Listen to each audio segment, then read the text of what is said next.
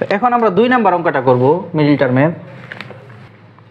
তো 2 নাম্বার অঙ্কটা হচ্ছে 16 square plus 1/16 square minus 2 plus 16a minus 1/a। ওকে, এই হচ্ছে আমাদের দ্বিতীয় উৎপাদকের বিশ্লেষণ।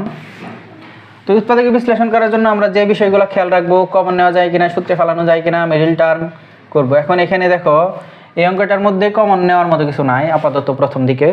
তো আমরা এখানে সূত্রে ফেলানোর চেষ্টা করব। সূত্রে ফেলানোর চেষ্টা করে আমাদের কী করতে হবে, প্রথমে 16 স্কয়ার লিখতে হবে। এই যে -2কে সামনে নিয়ে আসি এখানে, আর এই যে প্লাস 1/16 স্কয়ার এখানে লিখলাম। এখন লাস্টে এই দুইটা রয়েছে, এই দুইটা লিখে দিব, প্লাস 16a মাইনাস 1/a। এখন আমাদের দেখতে হবে যে এই যে